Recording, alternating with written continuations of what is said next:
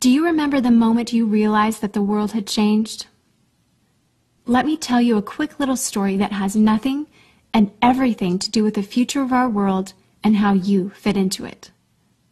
In 1917, the United States faced a huge problem. They were working hard to compete in the industrialized economy, and there was a shortage. Not a shortage of oil or coal or other natural resources, a shortage of people, specifically obedient factory workers. The solution to this economic dilemma? It was an experiment of sorts. It hadn't been done before, until someone thought of it. Mandatory public school. Unfortunately, the initial purpose of the United States public school system was not to inspire children or generate scholars. And it wasn't created for dreamers, people who color outside the lines, break the rules, and challenge the status quo.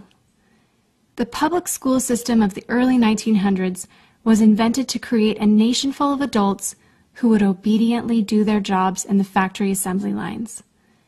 Teaching kids to sit in straight rows and scheduling the entire day with the ringing of bells wasn't by chance. Punishing those who didn't conform was purposeful. These were the skills they would need to join the labor force. Intentional or not, this early method of turning dreamers into workers was an investment in the nation's economic future. And it worked.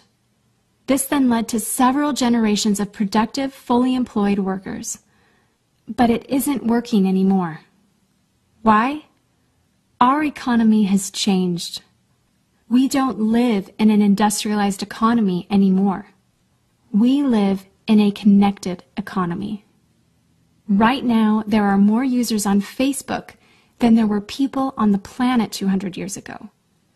Technology has made it possible for us to connect with people, ideas, and information from anywhere in the world instantaneously. And as a result, our economies have expanded from localized towns and communities to the entire world. We have globalized trade in nearly every way. In the past, the obedient, do-what-you're-told without question people were rewarded for working hard and putting their dreams aside in order to toe the line.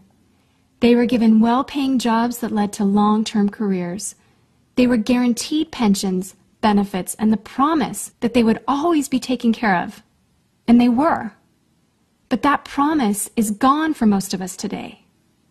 Even if you have a white-collar job, the majority of white-collar workers are still working in a factory. Instead of operating a sewing machine or welding a widget, they now push pencils, type on keyboards, or process paperwork. It's still factory work because the entire focus of the day is spent on increasing productivity, which leaves little room for creativity, spontaneity, or individuality. The educated, hard-working masses are still doing what they're told, but they're no longer getting what they deserve.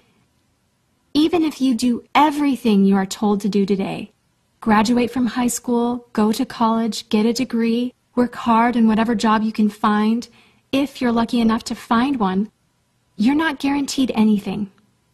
Companies are being forced to change or die right now. Layoffs happen much more often than job openings appear, and the highest paying jobs are disappearing or heading overseas at an alarming rate. If you have a job where your boss tells you exactly what to do, he or she will always find someone cheaper than you to do it. Did you know that the average length of a job today is about 4.5 years? Contrast that to the 1960s when it was 40 years. The connected economy rewards a different group of people. It rewards the people who see things differently, who don't conform, people who have ideas that no one else has, people who are willing to work hard but know that the old way of doing things is broken. The connected economy rewards you not for being a cog in the wheel of life, but for standing up and reaching out. The connected economy rewards the connectors. Whether it's connecting a person to a person, a business to a business to a product, or a product to a person, those who learn how to connect are the ones who will survive and excel in the connected economy. That is how the world has changed. It's not about to change, It already has. Things are different now, and they're not going back to the way they used to be. Look at Facebook. What's their product? It's you. Your network, your information, your ideas, they all have value. Does Facebook pay you for the money they make selling your information to advertisers? No. But we still use it because we have an innate desire to connect with people.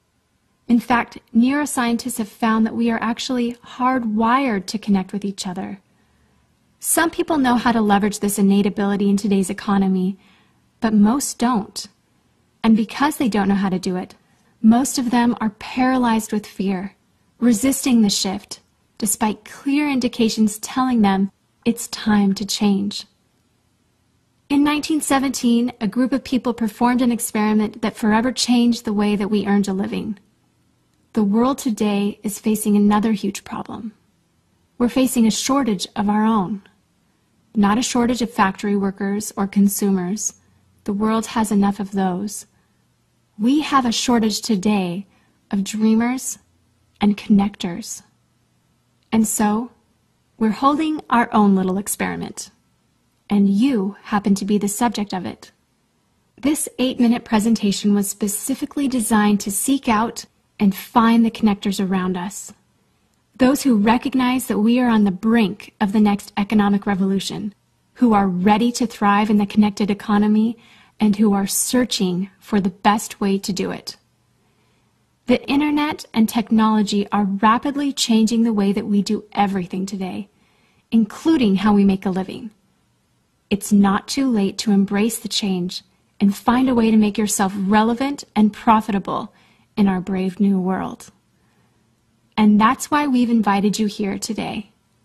We've created something that rewards you for connecting.